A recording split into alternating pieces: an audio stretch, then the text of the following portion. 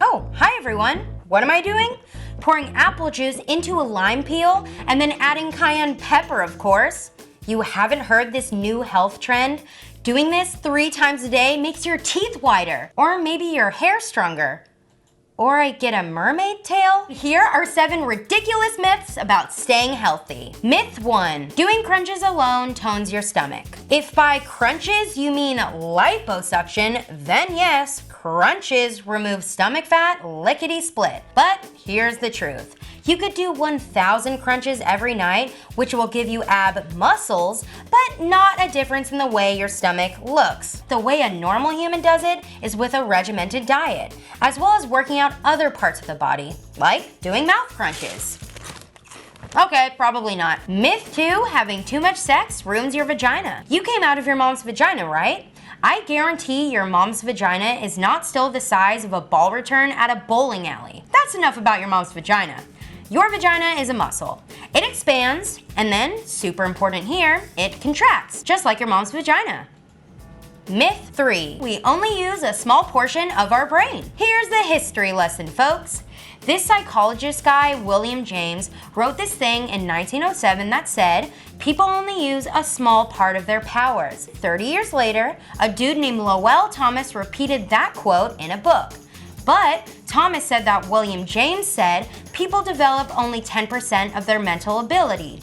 Not what William James said, but okay. There's no scientific evidence on how much of our brain we actually use, but science points to a lot of it as opposed to a little. Myth 4, women pee out of their vaginas. Quick anatomy lesson. There are 3 holes down there, and don't ask me which one is the butthole because technically they're all buttholes, ladies. Keep it classy. The urethra is the one you pee out of. The vagina is the one you get your period out of, aka where you have sex. So plug up the vagina with a tampon and what happens? Yep, you can still pee because that's a different hole. And just so we're all on the same page here, the 3rd hole is your anus. No, not the planet Uranus. That joke is so funny, I can hear the giggles coming from NASA. Myth 5, juice cleanses are good for you. A juice cleanse is a good way to get rid of extra water weight, and it can give you a kick of vitamins based on whatever it is you've juiced. But juicing alone as a cleanse is not healthy for you. Your body needs more nutrients than just the juice from a few vegetables and fruits, even if you're chugging down more juice than a camel does beer.